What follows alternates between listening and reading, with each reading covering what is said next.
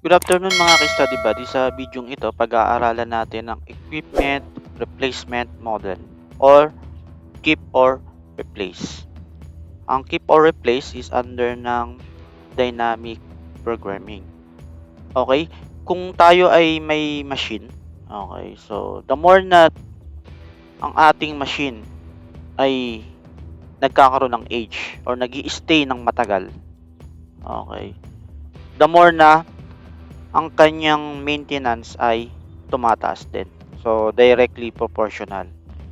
In the way din na kapag ang ating machine ay tumatagal, ang kanyang efficiency or yung kanyang productivity ay bumababa. Okay.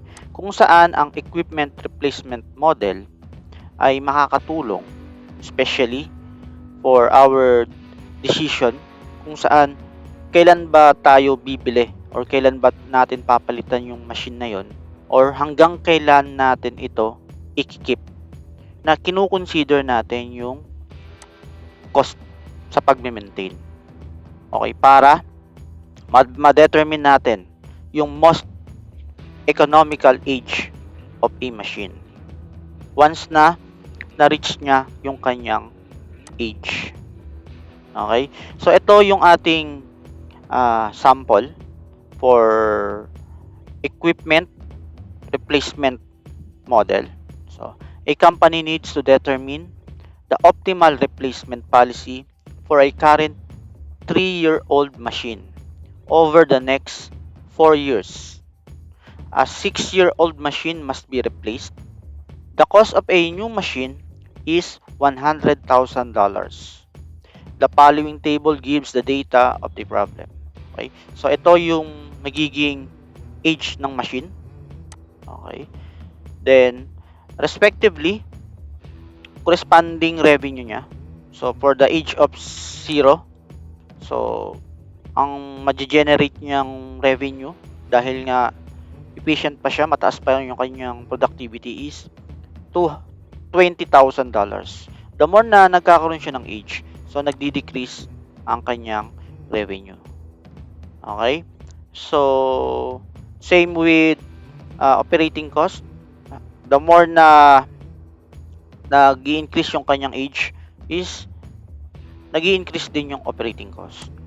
Okay? So, from age 0 to 6, so tumataas yung operating cost. And the salvage value of the machine is also decreasing. So, ano nga ba yung salvage value? So, salvage value is the estimated resale value of an asset at the end of its useful life. The more na tumatagal or nagkaka-age yung machine natin, so, nagdi-decrease din yung kanyang value. Nagdi-depreciate yung kanyang value. Okay? So, we have the 3 elements of DP model. Okay? Number 1 is yung stage, denoted by I, is represented by year. So, kung ilang year, so 1, 2, or 3 years. Okay? And the alternatives at stage or year are keep or replace. Kung ano ba yung magiging decision natin at the start of the year. And the state at the stage year, okay, is the age of the machine at the start of the year. Okay? So, given that the machine in years denoted by T or years are old at the start of the year, define F sub I T is the maximum net income of years. So, meron tayong ginagamit na recursive equation o yung backward. So, same with nung ating knapsack and ng shortest route sa dynamic programming. So, backward recursion yung ginagamit. So, ito yung una nating gagamiting mga formula for our first tableau. Okay? And respectively sa succeeding tableau natin, dahil backward tayo, S1, S2, S3, and S4. This is for our S4. Okay, and ito sa ating stage 1 to 3. So, yung makukuha nating optimal solution dito sa ating stage 4, magagamit natin sa ating stage 3. Okay? For the decision natin sa keep or replace for our stage 4, and for our stage 1 to 3, ito yung ating gagamitin. Okay? So, this is our diagram. Okay? Based sa ating problem, ang ating machine ay 3 years old. Okay? So, ano yung ating magiging decision? Kung ikikip ba natin yung ating 3 years old na machine or magre-replace tayo or bibili tayo ng bago. Okay? For the succeeding or start of the year 2, dahil dito tayo magsisimula year 1, so for the year 2, ang possible age daw ng ating machine ay 1 year old or 4 years old. Dahil kung bibili tayo, papalitan natin tong 3 years old, bibili na tayo rito, so 0 plus 1. So magiging 1 year old na siya in the year 2. Pero kung ikikip natin yung ating machine na 3 year old, so plus 1 is equal to 4 years old. Okay? For the year 3, so ang magiging age naman ng ating machine ay 5 years old. So dahil kung ikikip natin siya, 4 plus 1 is equal to 5. And kung i-replace natin siya or papalitan natin siya ng bago, so magiging 0 plus 1. So 1 year old siya. Okay? From this point, from 1 year old, kung ikikip natin siya, 1 plus 1 is equal to 2 years old. Kung magre-replace tayo, so same with 1 year old. So ito yung ating possible na ages. 1, 2, and 5 years old for this year. Okay? For the year 4, ang ating possible ages daw ay 1, 2, 3, and 6. Dahil 5 plus 1 is 6. So, kung magre-replace tayo, back to 1 year old in the year 4.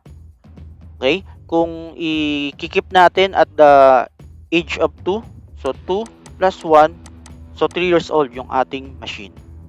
And from 1 year old, so kung i-keep natin yan, magiging 2 years old. So, from here, kung magre-replace tayo, back to 1 year old. Same with here. So, 0 plus 1. Okay? At the year 5, okay, so, from 6 years old machine, so, kailangan daw tayong mag-replace based dun sa problem natin. Okay, so, bibili tayo ng bago. So, once na ma-reach yung 6 years ng machine, so, back to 1. Okay. And, at the end, we need to sell it. So, ito na yung magiging salvage value ng ating machine. Yung ating magiging value ng machine natin. Okay? So, meron tayong 4 stages. So, stage 4, stage 3, stage 2, and stage 1.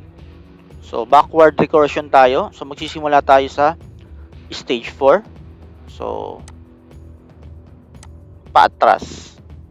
Okay. Start for our first tableau. Okay. This is our first tableau. Ang ating stage 4. Okay. So, ito yung ating formula. For keep decision, we will compute the optimal solution. Okay. So, the formula is revenue of the year or time. So, based sa ating table, ang year 1 or yung 1 year old na machine, kung ikikip natin, ay 19,000 ang magiging revenue. Okay, so 19. So, hindi na ako maglalagay ng 3 0. So, plus. Okay. For the salvage value, okay. So, time o yung year plus 1. Okay. So, na 1 year old plus 1 is 2. So, ito yung ating i-check. So, plus 60. Okay. Minus the operating cost of 1 year old machine is $600. So, therefore, 0.6. So, kung i-add natin yan and iso-subtract natin, we will get $78.4 thousand. Okay? For our year 2 or for our age of 2 machine, so our revenue is 18.5 plus 50 dahil mag-a-add tayo. So 50 minus the operating cost is 1.2 is equal to $67.3. For the age of 3, the revenue is 17.2 plus the salvage value is 30 minus 1.5 is equal to 45.7. And for our age of 6, we must replace dahil yun ang nakalagay sa ating problem. Kailangan daw i-replace siya. Hindi natin siya i-keep. Okay? Then, for our replace decision, ito yung ating solution. So, nandito yung ating old and new machine. Okay? For the revenue, so revenue at 0 age, so $20,000. So, plus for the salvage value of the old machine is 80 plus the salvage value of the new at age 1 is 80 minus the cost of the machine at 0, 200, therefore 0.2, and the investment or the cost of the machine for the new machine is $100,000. So less 100,000 is equal to, so kung isi-simplify natin yan, we will get 79.8 or $79,800. Okay? So, same with age 2, 3, and 6. So, 20 plus 60 plus 80 minus 0.2 minus 100 is equal to 59.8. Okay? So, try to pause this video and try to answer the age of 3 and 6. Okay? So, after nating makompute yung ating age 3 and 6, this is our answer. Okay, so kung papansinin ninyo, pare-parehas yung ating value for our revenue, salvage value ng ating new machine, the operating cost at age of 0, same with the investment. So, nagbabago lang dito sa ating salvage value ng old machine. So, next is analyze na natin kung ano yung ating magiging decision. Okay, so for this time, we will compare and we will choose the higher value. Okay, the optimal solution. So, we will choose for the age of 1, we will choose the 79.8. So, we will choose replace. Okay? For the year 2 or age of 2, we will choose the keep decision. For the age of 3 is replace, and for the age of 6, obviously will replace dahil wala naman tayong keep, hindi tayo pwedeng mag-keep. Okay? Next. So magagamit natin ito sa ating stage 3. Okay? For our stage 3, so kung papansinin niyo, nagbago na yung ating formula. Okay, so same with ito, yung kanina na ito na yung gagamitin natin. Okay.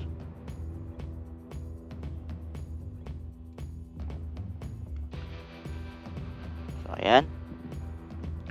So for our keep decision, okay, so sa ating stage 3, okay, the revenue for our age of 1 is 19 minus the operating cost is 0.6 and the value of dun sa ating previous tableau. Okay. Ito yung ating F sub 4. So, T plus 1. So, yung ating age is 1. Okay. So, ito yon, magpa-plus tayo. Plus 1. So, plus 1. So, 67.3.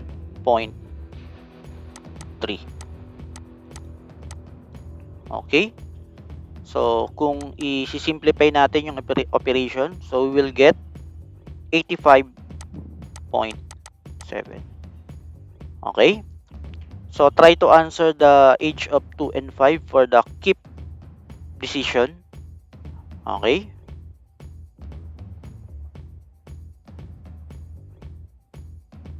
Okay? So, ito na yung ating magiging sagot sa ating keep for our stage 3. Okay, so I hope parehas tayo naging output, no? 85.7, 67.1, and 17.0. Okay? Then next, for our replace. Okay?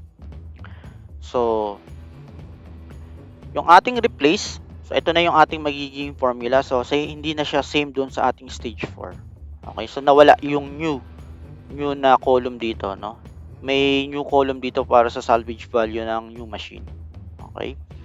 For the revenue is at age of 0 is 20 plus the salvage value of the old machine is $80,000 or 80 minus the cost at age of 0 is 200 or 0.2 minus the initial investment for the new machine is $100,000 or 100K plus, so ito, F sub 4 for our age.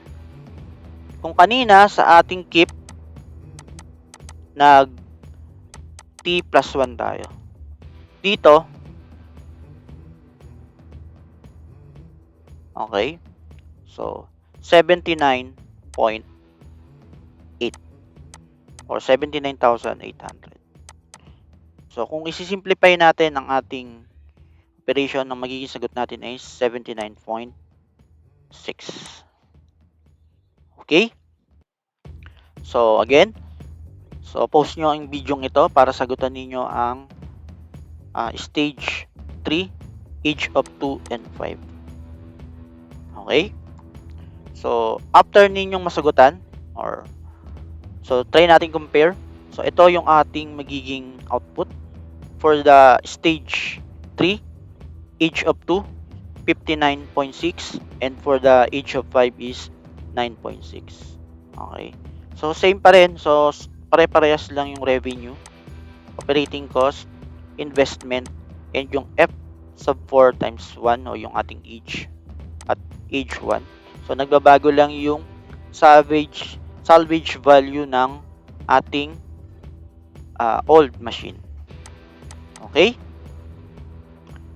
So check natin kung ano yung ating magiging decision. Okay? So for our stage 3, for the age of 1, we will keep dahil ang mataas ay 85.7. For the age of 2, we will keep pa rin dahil 67.1. Okay. For the stage 3, age of 5, ito ay may typo rito eh. Okay, 19 na this is not 19.6, this is 9.6. So ang ating pipiliin ay keep. Okay. Okay. So ito yung ating magiging decision sa ating stage 3. Okay? For our stage 2, okay.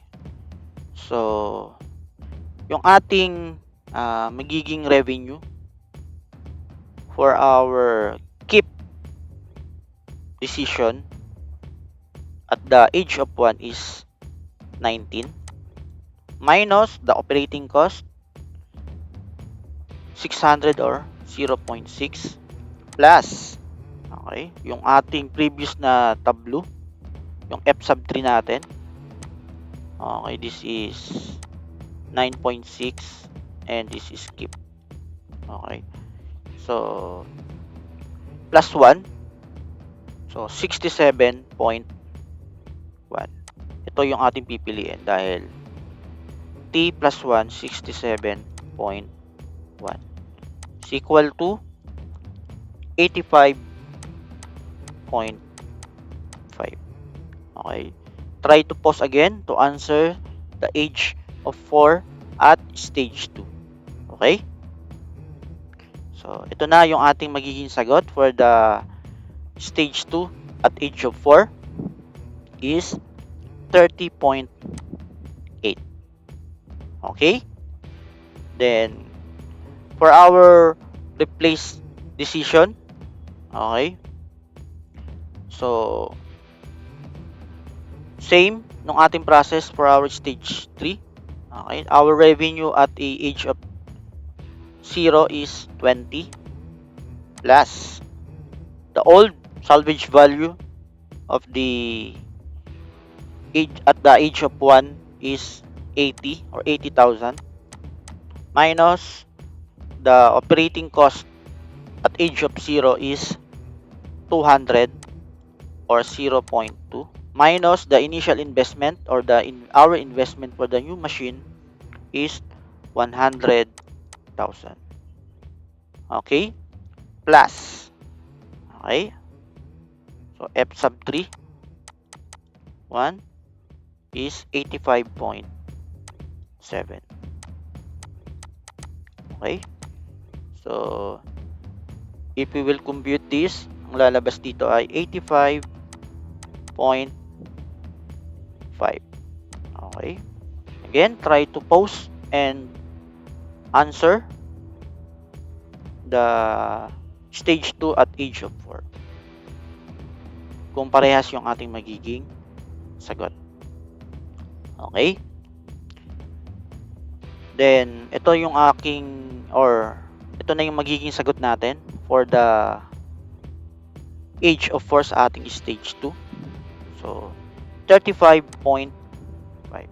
Again, same pa rin yung ating magiging revenue, operating cost, and investment for the new machine, and F sub 3 times 1 is 85.7. So, magbabago lang sa value ng old machine natin. 80 for the age of 1 and 30 for the age of 4. Okay? For the decision for the stage of 2, ang ating magiging decision for this time is dalawa. Since same tayo ng naging sagot, 85.5. Therefore, ang magiging decision natin, keep or replace. Unlike dito sa age of 4, ang ating magiging decision ay replace. Okay? Next, for our stage 1. Okay? For our revenue, sa ating stage 1 at the age of 3 is 17.2. Our cost is 1.5 or 1,500 plus. Okay? So, 3 plus 1, 4. So, we will have a 35.5. So, if we will compute 51.2. Okay? So, for our replace decision at year or age of 3 sa ating stage 1. Okay? Our revenue at age of 0 is 20,000 or 20 plus the value of the salvage value of our old machine is 50 at age of 3 minus the operating cost at age of 0, 200 or 0.2 minus the investment or the price of the new machine is 100,000 plus okay yung ating F sub 2 okay is 85.5. Therefore, ang ating magiging value ay 55.3. And our decision for stage 1 is we will pick the replace with a 55.3. Okay? Then, after nating makuha lahat ng stages natin or makuha na yung optimal solution, okay, we will set a new network for our decision. Okay? So, for our stage 1 at year or age of 3, our decision is to replace. Okay? To replace. So, after or next year at year 2, okay, or stage 2, so we will have a 2 decision. Pwedeng keep or replace. So, pwede daw tayong mag-keep, pwede tayong mag-replace. Okay? Next, at stage 3, at time of or age of 2, we'll check, we will keep. So, magkikip tayo. At age of 1, or yung time natin is 1. So, check natin kung ano yung decision. Keep. So, we'll keep also. Okay? For the year 3 or stage 3. Last, for our stage 4, okay? For stage 4 year 3 or age of 3, okay, is we will replace. So, magre-replace tayo. For age of 2, stage 4, we will keep. And based dun sa ating problem, magsisell na daw tayo. Which is ito na yung ating salvage value. Okay. Then we will compute the cost. Okay. It's our first solution. Yung ating replace, keep, and replace. Okay.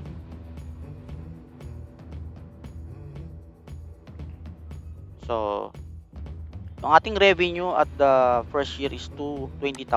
The salvage value dahil nga ibebenta natin siya. So, mabebenta natin siya ng 50,000. Okay.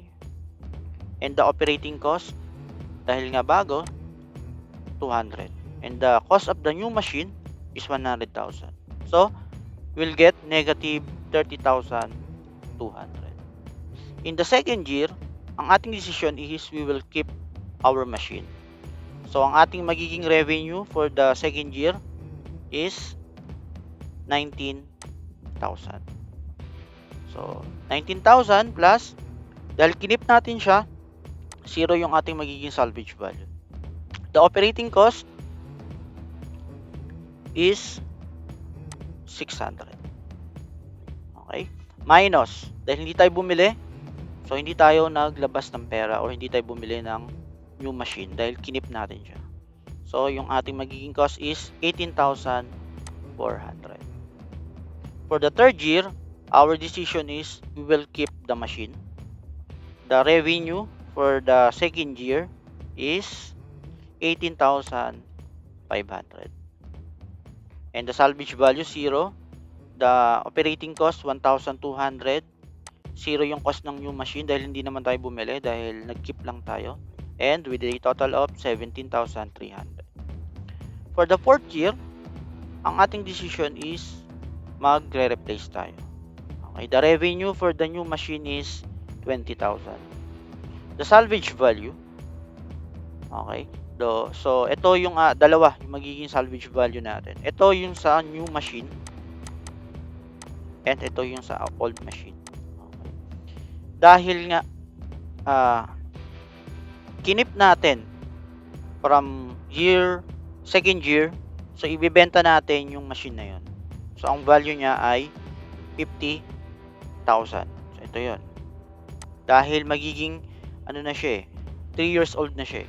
So 1, 2, and 3 for this time sa fourth year niya. Mula nung tayo ay bumili ng bago. Kaya 50,000 yung magiging value ng salvage value ng old machine.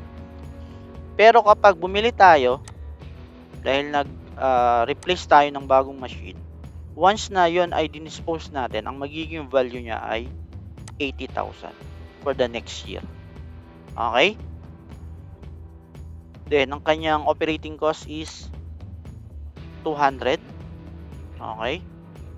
And our cost for the new machine, dahil bumili tayo, 100,000. 49,800. So, pag tinotal natin yan, ang magiging cost natin ay $55,300.